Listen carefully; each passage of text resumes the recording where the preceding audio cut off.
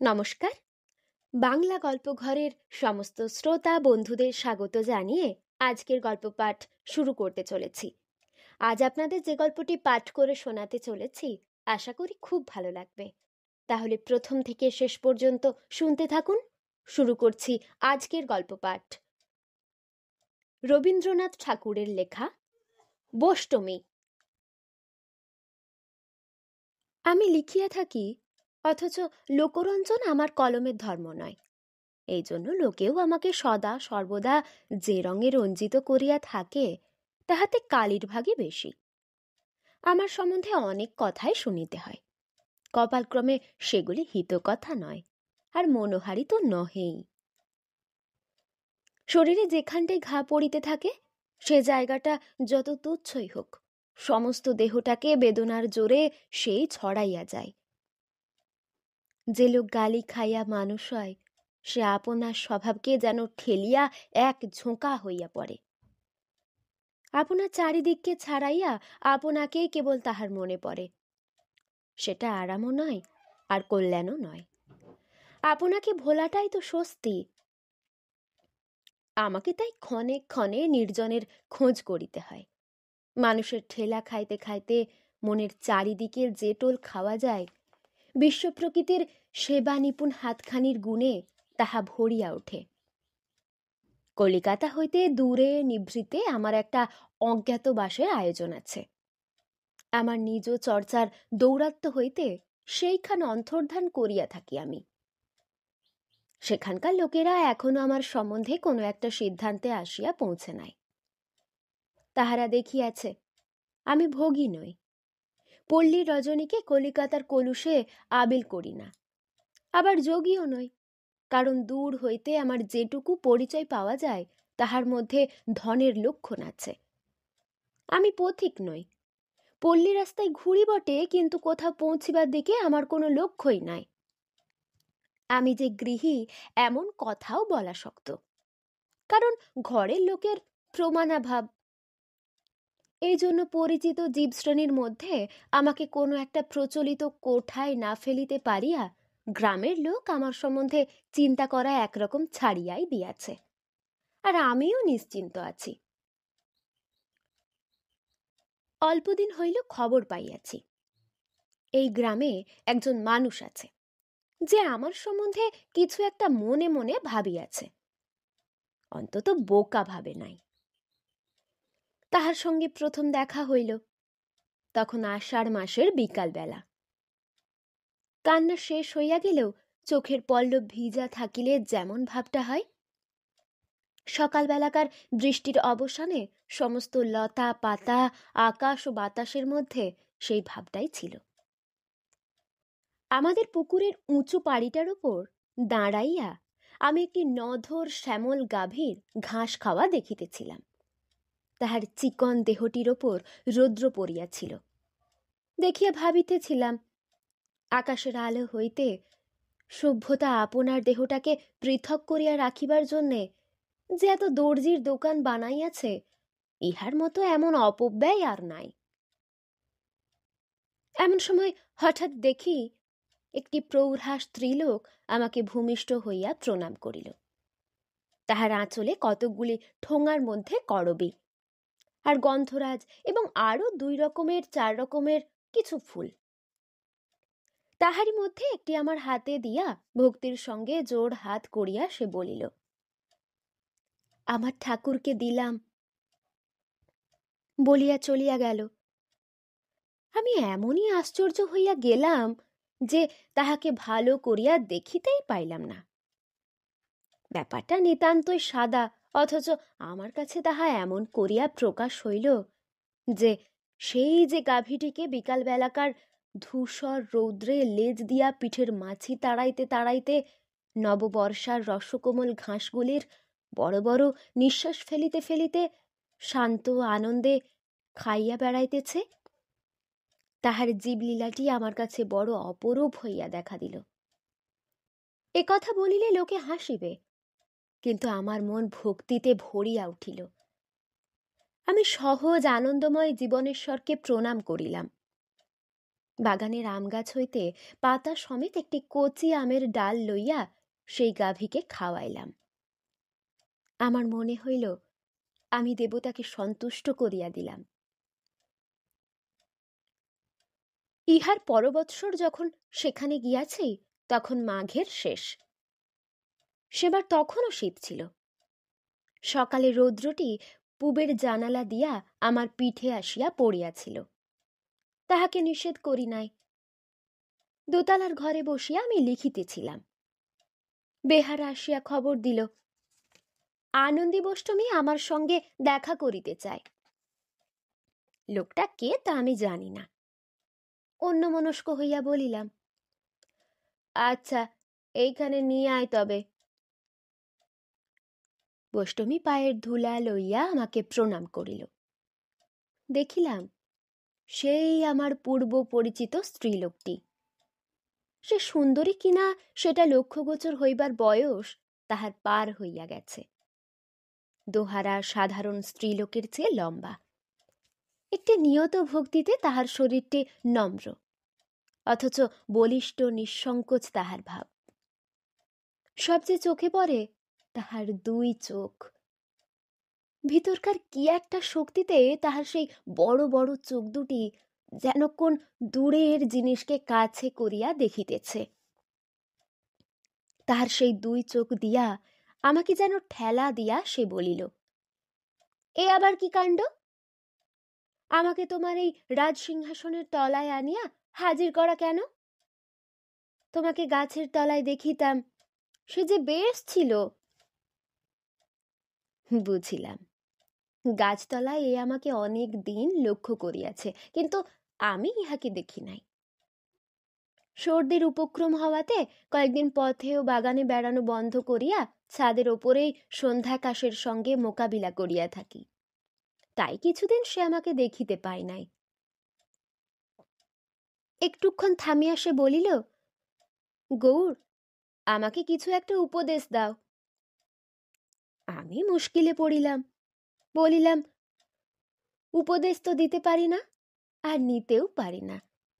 চোখ মেলিয়া চুপ করিয়া যাহা পাই তাহা লইয়াই আমার কারবার। এই যে তোমাকে দেখিতেছি, আমার দেখাও হইতেছে আর শোনাও হইতেছে। বোষ্টমী ভারী খুশি হইয়া গৌর গৌর বলিয়া উঠিল। কহিল, ভগবানের তো শুধু রসনা নয়, তিনি যে সর্বাঙ্গ দিয়া কথা কন। আমি বলিলাম, চুপ করিলেই সর্বাঙ্গ দিয়া তার সেই সর্বাঙ্গের কথা শোনা যায়, তাই শুনিতেই শহর ছাড়িয়া এখানে আসি। বোষ্টমী কহিল, সেটা আমি বুঝিয়াছি, তাই তো তোমার কাছে আসি আমি বসিলাম। যাইবার সময় সে আমার পায়ের ধুলা লইতে গিয়া দেখিলাম আমার মোজাতে হাত ঠেকিয়া তাহার বড় বাধা বোধ হইল। পরের দিন ভোরে সূর্য উঠিবার পূর্বে আমি ছাদে আসিয়া বসিয়াছি। দক্ষিণে বাগানের ঝাউ গাছগুলার মাথার ওপর দিয়া একেবারে দিকসীমা পর্যন্ত মাঠ ধু ধু করিতেছে। পূব দিকে বাঁশবনে ঘেরা গ্রামের পাশে আখের ক্ষেতের প্রান্ত দিয়া প্রতিদিন আমার সামনে সূর্য ওঠে। গ্রামের রাস্তাটা গাছের ঘন ছায়ার ভিতর হইতে হঠাৎ বাহির হইয়া খোলা মাঠের মাঝখান দিয়া বাঁকিয়া বহু দূরের গ্রামগুলির কাজ সারিতে চলিয়াছে। সূর্য উঠিয়াছে কিনা জানি না, একখানি শুভ্র কুয়াশার চাদর বিধবার ঘোমটার মতো গ্রামের গাছগুলির ওপর টানা রহিয়াছে। দেখিতে পাইলাম বোষ্টমী সেই ভোরের ঝাপসা আলোর ভিতর দিয়া একটি সচল কুয়াশার মূর্তির মতো করতাল বাজাইয়া হরিনাম গান করিতে করিতে সেই পূব দিকের গ্রামের সম্মুখ দিয়া চলিয়াছে। তন্দ্রা ভাঙা চোখের পাতার মতো একসময় কুয়াশাটা উঠিয়া গেল এবং ওই সমস্ত মাঠের ও ঘরের নানা কাজকর্মের মাঝখানে শীতের রৌদ্রটি গ্রামের ঠাকুরদাদার মতো আসিয়া বেশ করিয়া জমিয়া বসিল। আমি তখন সম্পাদকের পেয়াদা বিদায় করিবার জন্য লিখিবার টেবিলে আসিয়া বসিয়াছি। এমন সময় সিঁড়িতে পায়ের শব্দের সঙ্গে একটা গানের সুর শোনা গেল। বষ্টমী গুনগুন করিতে করিতে আসিয়া আমাকে প্রণাম করিয়া কিছু দূরের মাটিতে বসিল। আমি লেখা হইতে মুখ তুলিলাম। সে বলিলাম, কাল আমি তোমার প্রসাদ পাইয়াছি। আমি বলিলাম, সে কি কথা? সে কহিল, কাল সন্ধ্যার সময় কখন তোমার খাওয়া হয় আমি সেই আশায় দরজার বাহিরে বসিয়াছিলাম। খাওয়া হইলে চাকর যখন পাত্র লইয়া বাহিরে আসিল, তাহাতে কি ছিল জানি না, কিন্তু আমি খাইয়াছি। আমি আশ্চর্য হইলাম। আমার বিলাত যাবার কথা সকলেই জানে, সেখানে কি খাইয়াছি না খাইয়াছি তাহা অনুমান করা কঠিন নহে, কিন্তু গোবর খায় নাই। দীর্ঘকাল মাছ মাংসে আমার রুচি নাই বটে, কিন্তু আমার পাচকটির জাতিকুলের কথাটা প্রকাশ্য সভায় আলোচনা না করাটাই সঙ্গত। আমার মুখে বিস্ময়ের লক্ষণ দেখিয়া বষ্টমী বলিল, যদি তোমার প্রসাদ খাইতেই না পারিব, তবে তোমার কাছে আসিবার তো কোনো দরকার ছিল না। আমি বলিলাম, লোকে জানিলে তোমার ওপর তো তাদের ভক্তি থাকিবে না।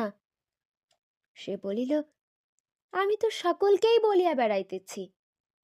শুনিয়া উহারা ভাবিল আমার এইরকমই দশা। বষ্টমী যে সংসারে ছিল, উহার কাছে তাহার খবর বিশেষ কিছু পাইলাম না, কেবল এইটুকু শুনিয়াছি। তাহার মায়ের অবস্থা বেশ ভালো, এবং এখনো তিনি বাঁচিয়া আছেন। মেয়েকে যে বহু লোক ভক্তি করিয়া থাকে, সে খবরও তিনি জানেন। তাহার ইচ্ছা মেয়ে তার কাছে গিয়া থাকে, কিন্তু আনন্দের মন তাহাতে সায় দেয় না। আমি জিজ্ঞাসা করিলাম, তোমার চলে কি করিয়া?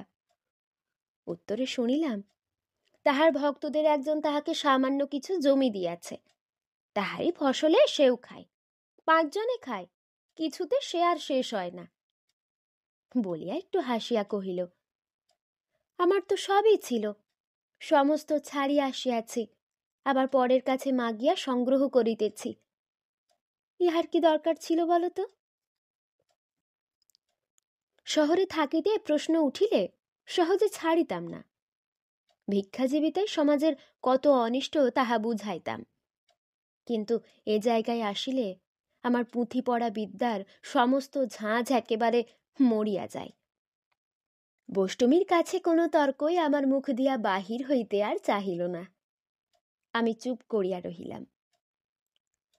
আমার উত্তরের অপেক্ষা না রাখিয়া সে আপনিই বলিয়া উঠিল, না না, এই আমার ভালো, আমার মাগিয়া খাওয়া অন্নই তো অমৃত। তাহার কথার ভাবখানা আমি বুঝিলাম। প্রতিদিনই যিনি নিজে অন্ন জোগাইয়া দেন, ভিক্ষার অন্নে তাহাকেই তো মনে পড়ে।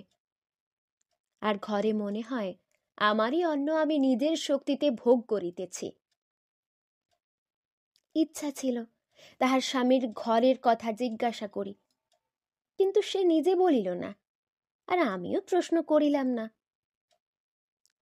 এখানকার যে পাড়ায় উচ্চবর্ণের ভদ্রলোক থাকে, সে পাড়ার প্রতি বষ্টমীর শ্রদ্ধা নাই। বলে, ঠাকুরকে উহারা কিছুই দেয় না, অথচ ঠাকুরের ভোগে উহারাই সবচেয়ে বেশি করিয়া ভাগ বসায়। গরিবরা ভক্তি করে আর উপবাস করিয়া মরে। এ পাড়ার দুষ্কৃতির কথা অনেক শুনিয়াছি, তাই বলিলাম, এই সকল দুর্মতিদের মাঝখানে থাকিয়া ইহাদের মতি গতি ভালো করো, তাহা হইলেই তো ভগবানের সেবা হইবে। এই রকমের সব উঁচু দরের উপদেশ অনেক শুনিয়াছি, এবং অন্যকে শুনাইতেও ভালোবাসি, কিন্তু বষ্টমীর ইহাতে তাক লাগিল না।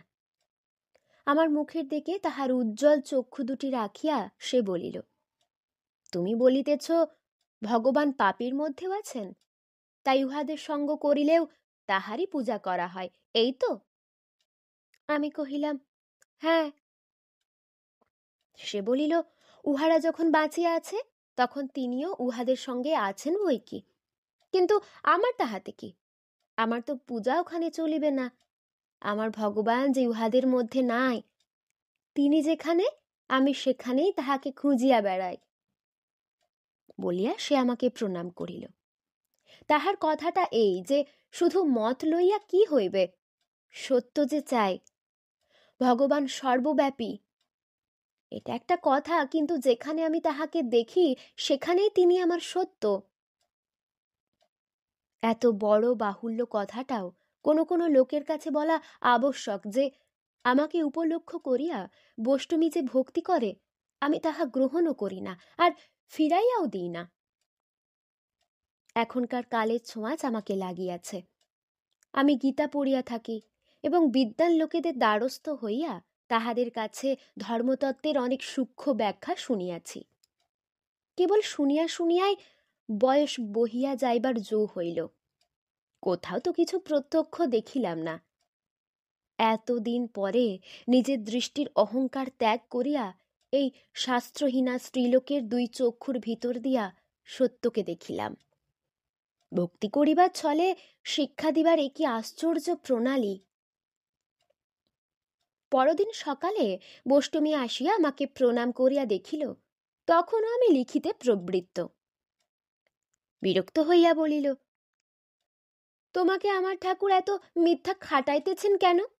যখনই আসি দেখিতে পাই লেখা লইয়াই আছো।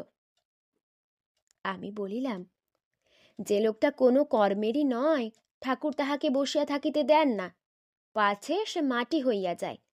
যত রকমের বাজে কাজ করিবার ভার তাহারই ওপরে। আমি যে কত আবরণে আবৃত তাহাই দেখিয়া সে অধৈর্য হইয়া ওঠে। আমার সঙ্গে দেখা করিতে হলে অনুমতি লইয়া দোতলায় চড়িতে হয়।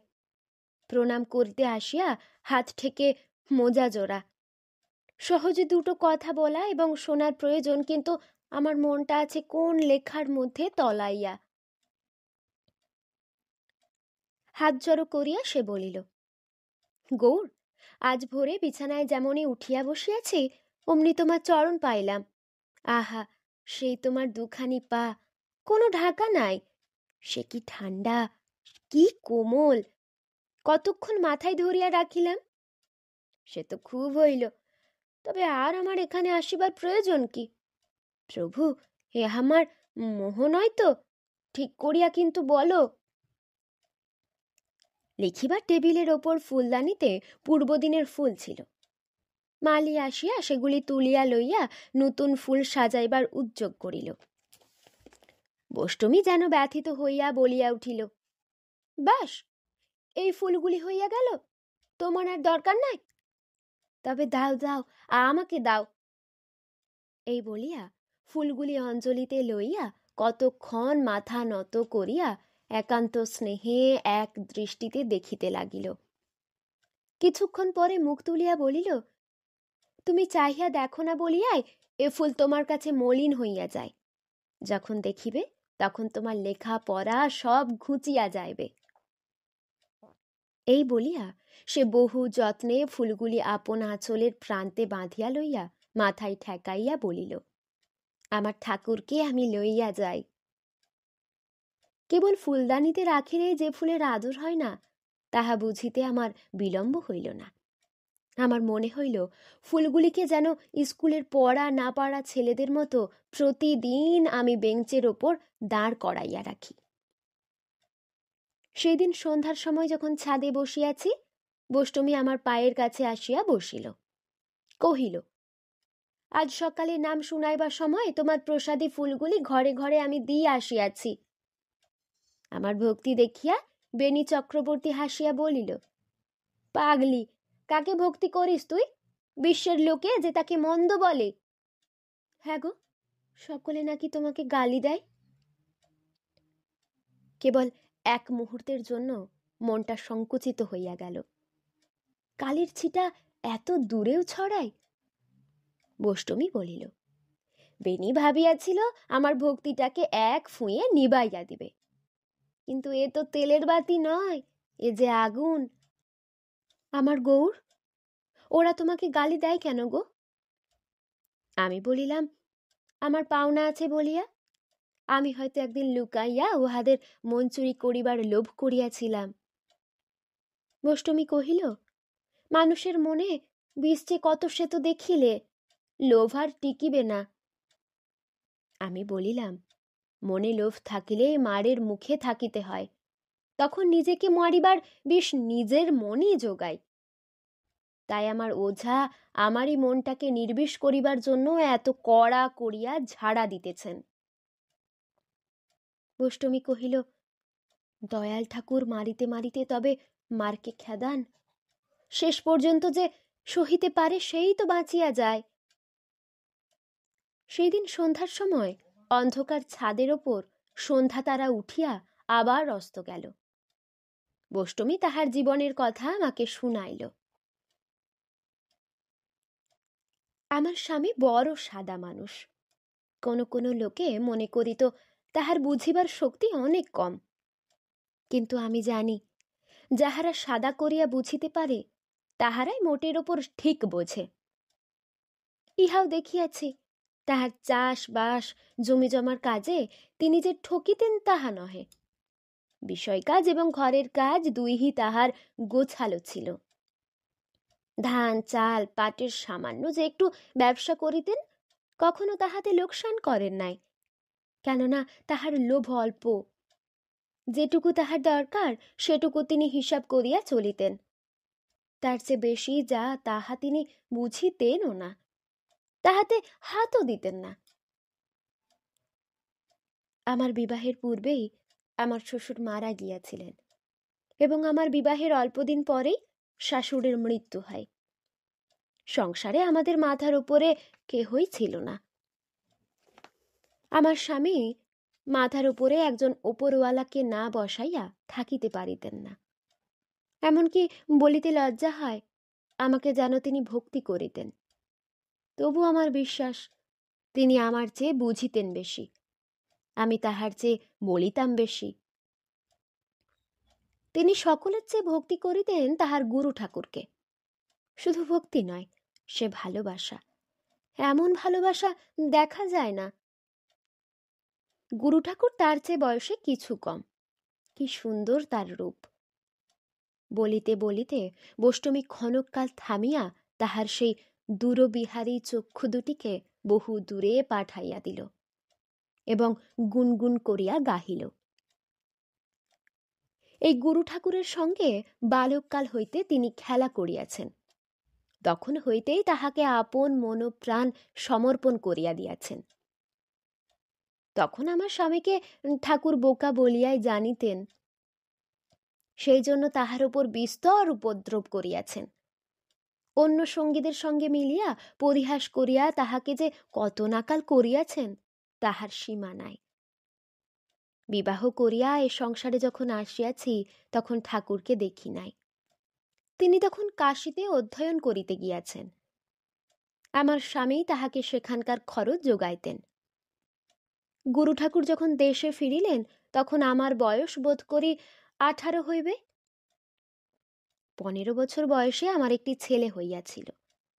বয়স কাঁচা ছিল বলিয়াই আমার সেই ছেলেটিকে আমি যত্ন করিতে শিখি নাই। পাড়ার সই সাঙ্গতীদের সঙ্গে মিলিবার জন্যই তখন আমার মন ছুটিত। ছেলের জন্যে ঘরে বাঁধা থাকিতে হয় বলিয়া এক এক সময় তাহার উপরে আমার খুব রাগ হইত। হায়রে, ছেলে যখন আসিয়া পৌঁছিয়াছে মা তখনও পিছাইয়া পড়িয়া আছে। এমন বিপদ আর কি হইতে পারে। আমার গোপাল আসিয়া দেখিল তখনও তাহার জন্য ননি তৈরি হয় নাই, তাই সে রাগ করিয়া চলিয়া গেছে। আমি আজও মাঠে ঘাটে তাহাকে খুঁজিয়া বেড়াইতেছি। ছেলেটি ছিল বাপের নয়নের মণি। আমি তাহাকে যত্ন করিতে শিখি নাই বলিয়া তাহার বাপ কষ্ট পাইতেন, কিন্তু তাহার হৃদয় যে ছিল বোবা, আজ পর্যন্ত তাহার দুঃখের কথা কাহা কেউ কিছু বলিতে পারেন নাই। মেয়ে মানুষের মতো তিনি ছেলের যত্ন করিতেন। রাত্রে ছেলে কাঁদিলে আমার অল্প বয়সের গভীর ঘুম তিনি ভাঙাইতে চাহিতেন না। নিজে রাত্রে উঠিয়া দুধ গরম করিয়া খাওয়াইয়া কতদিন খোকাকে কোলে লইয়া ঘুম পাড়াইয়াছেন, আমি তাহা জানিতে পারি নাই। তার সকল কাজে এমনই নিঃশব্দে। পূজা পার্বণে জমিদারদের বাড়িতে যখন যাত্রা বা কথা হইত তিনি বলিতেন, আমি রাত জাগিতে পারি না, তুমি যাও, আমি এখানেই থাকি। তিনি ছেলেটিকে লইয়া না থাকিলে আমার যাওয়া হইবে না, এই জন্যই তাহার ছুতা। আশ্চর্য এই, তবু ছেলে আমাকেই সকলের চেয়ে বেশি ভালোবাসিত। সে যেন বুঝিত সুযোগ পাইলেই আমি তাহাকে ফেলিয়া চলিয়া যাইব। তাই সে যখন আমার কাছে থাকিত তখনও ভয়ে ভয়ে থাকিত। সে আমাকে অল্প পাইয়াছিল বলিয়াই আমাকে পাইবার আকাঙ্ক্ষা তাহার কিছুতেই মিটিতে চাহিত না। আমি যখন নাহিবার জন্য ঘাটে যাইতাম, তাহাকে সঙ্গে লইবার জন্য সে আমাকে রোজ বিরক্ত করিত। ঘাটে সঙ্গিনীদের সঙ্গে আমার মিলনের জায়গা, সেখানে ছেলেকে লইয়া তাহার খবরদারি করিতে আমার ভালো লাগিত না। সেজন্য পারতপক্ষে তাহাকে লইয়া যাইতে চাহিতাম না। সেদিন শ্রাবণ মাস, থাকে থাকে ঘন কালো মেঘে 2 প্রহর বেলাটাকে একেবারে আগা গোড়া মুড়ি দিয়া রাখিয়াছে। স্নানে যাইবার সময় খোকা কান্না জুড়িয়া দিল। নিস্তারিণী আমাদের হেসেলের কাজ করিত। তাহাকে বলিয়া গেলাম, বাছা, ছেলেকে দেখিও, আমি ঘাটে একটা ডুব দিয়া আসি গে। ঘাটে ঠিক সেই সময়টিতে আর কেহ ছিল না। সঙ্গিনীদের আসিবার অপেক্ষায় আমি সাঁতার দিতে লাগিলাম। দিঘিটা প্রাচীন কালের, কোন রানী কবে খনন করিয়াছিলেন, তাই ইহার নাম রানী সাগর। সাঁতার দিয়া এই দিঘি এপার ওপার করা মেয়েদের মধ্যে কেবল আমিই পারিতাম। বর্ষায় তখন কুলে কুলে জল। দিঘি যখন প্রায় অর্ধেকটা পার হইয়া গেছি, এমন সময় পিছন হইতে ডাক শুনিতে পাইলাম, মা! ফিরিয়া দেখি খোকা ঘাটের সিঁড়িতে নামিতে নামিতে আমাকে ডাকিতেছে। চিৎকার করিয়া বলিলাম, আর আসিস নে, আমি যাচ্ছি।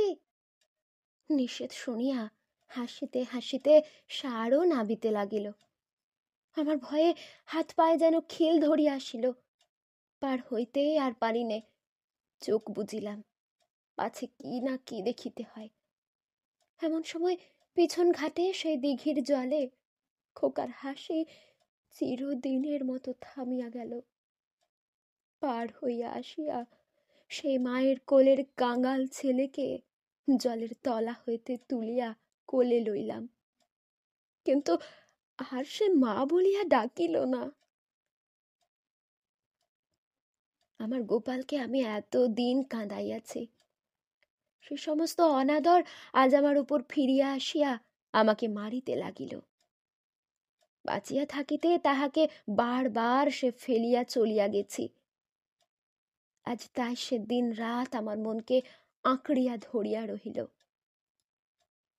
স্বামীর বুকে যে কতটা বাজিল সে কেবল তার অন্তর্যামীই জানেন।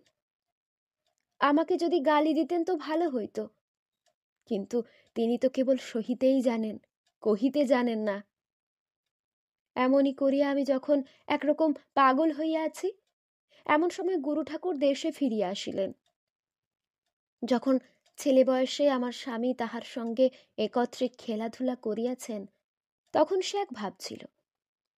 এখন আবার দীর্ঘকাল বিচ্ছেদের পর যখন তার ছেলে বয়সের বন্ধু বিদ্যালাভ করিয়া ফিরিয়া আসিলেন, তখন তাহার পরে আমার স্বামীর ভক্তি একেবারে পরিপূর্ণ হইয়া উঠিল। কে বলিবে খেলার সাথী? ইহার সামনে তিনি যেন একেবারে কথা কহিতে পারিতেন না। আমার স্বামী আমাকে সান্ত্বনা করিবার জন্য তাহার গুরুকে অনুরোধ করিলেন। গুরু আমাকে শাস্ত্র শুনাইতে লাগিলেন। শাস্ত্রের কথায় আমার বিশেষ ফল হইয়াছিল বলিয়া মনে তো হয় না। সে তাহারই মুখের কথা বলিয়া। মানুষের কণ্ঠ দিয়াই ভগবান তাহার অমৃত মানুষকে পান করাইয়া থাকেন। অমন সুধাপাত্র তো তার হাতে আর নাই। আবার ওই মানুষের কণ্ঠ দিয়াই তো সুধা তিনিও পান করেন। গুরুর প্রতি আমার স্বামীর অজস্র ভক্তি আমাদের সংসারকে সর্বত্র মৌচাকের ভিতরকার মধুর মতো ভরিয়া রাখিয়াছিল। আমাদের আহার বিহার ধনজন সমস্তই এই ভক্তিতে ঠাসা ছিল, কোথাও কোনো ফাঁকি ছিল না। আমি সেই রসে আমার সমস্ত মন লইয়া ডুবিয়া তবে সান্ত্বনা পাইয়াছি। তাই দেবতাকে আমার গুরুর রূপেই আমি দেখিতে পাইলাম। তিনি আসিয়া আহার করিবেন, এবং তারপর তার প্রসাদ পাইব। প্রতিদিন সকালে ঘুম হইতে উঠিয়াই এই কথাটি মনে পড়িত, আর সেই আয়োজনে লাগিয়া যাইতাম। তাহার জন্য তরকারি কুটিতাম। আমার আঙুলের মধ্যে আনন্দ ধ্বনি বাজিত। ব্রাহ্মণ নই, তাহাকে নিজের হাতে রাঁধিয়া খাওয়াইতে পারিতাম না, তাই আমার হৃদয়ের সব ক্ষুধাটা মিটিত না। তিনি যে জ্ঞানের সমুদ্র, সেদিকে তো তার কোনো অভাব নাই। আমি সামান্য রমণী, আমি তাহাকে কেবল একটু খাওয়াইয়া দাওয়াইয়া খুশি করিতে পারি, তাহাতেও এত দিকে এত ফাঁক ছিল।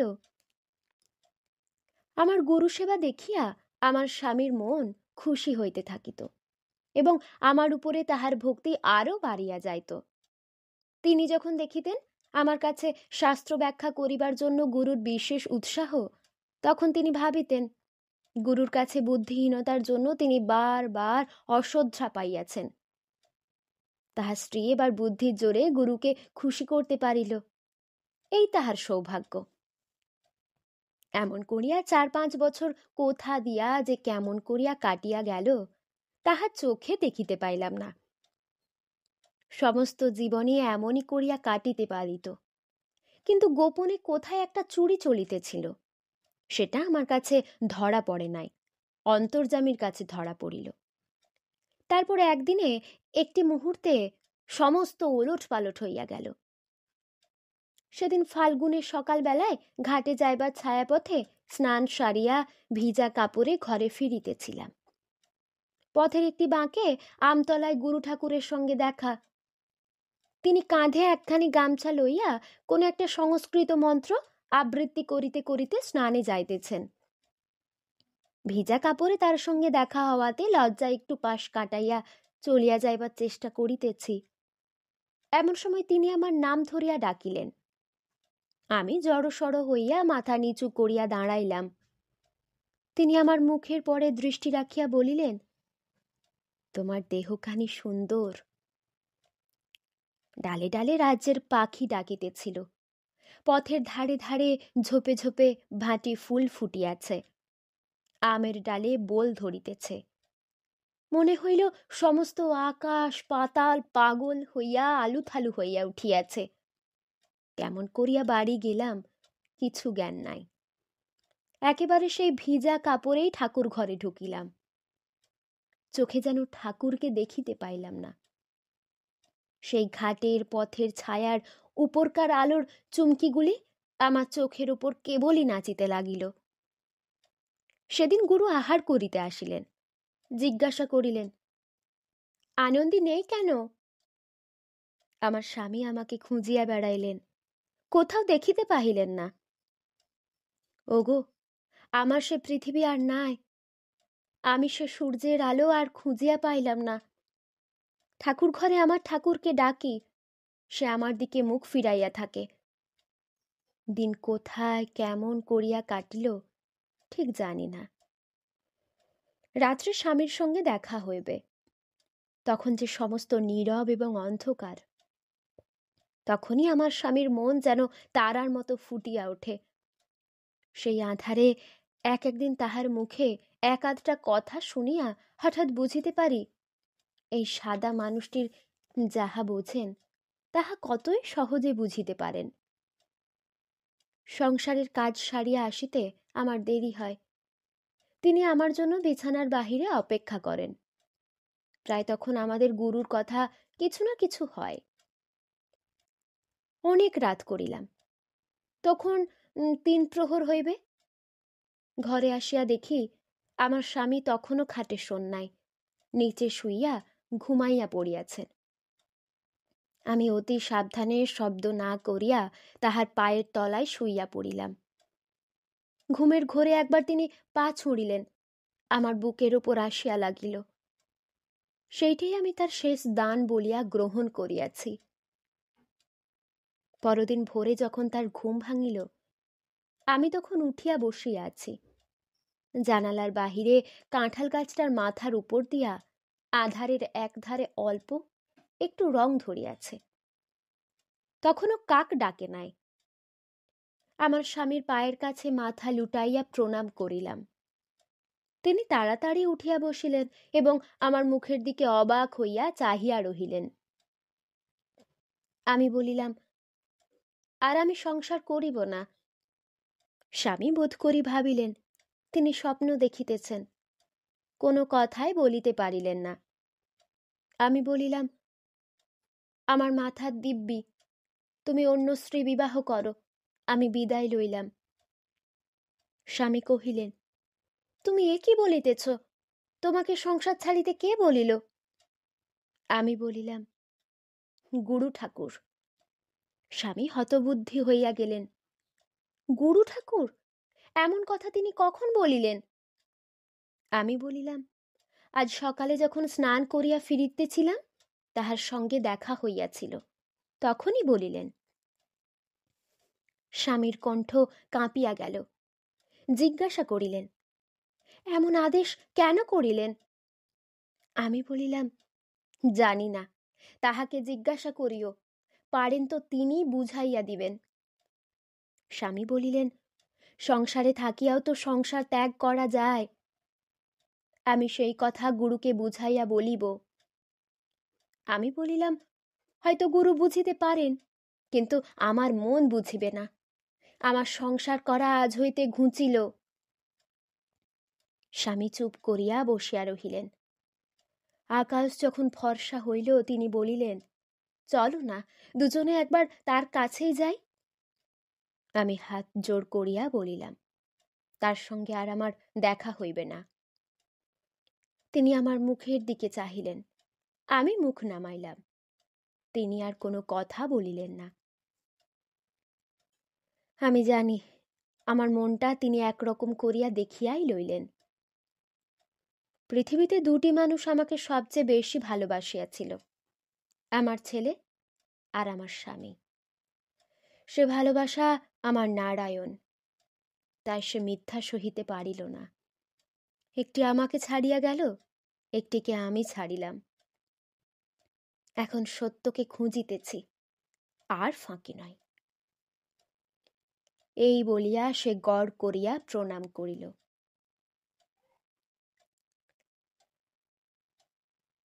এতক্ষণ শুনছিলেন রবীন্দ্রনাথ ঠাকুরের লেখা বোষ্টমী গল্পটি। এই গল্পটি আপনাদের কেমন লাগলো তা আমাকে অবশ্যই কমেন্টের মাধ্যমে জানিয়ে দেবেন। যদি ভালো লাগে তাহলে লাইক এবং সাবস্ক্রাইব করে আমাদের পাশে অবশ্যই থাকবেন। আবার দেখা হবে পরের কোনো একটি গল্প নিয়ে। ততক্ষণ আপনারা ভালো থাকবেন, সুস্থ থাকবেন, সাবধানে থাকবেন। নমস্কার।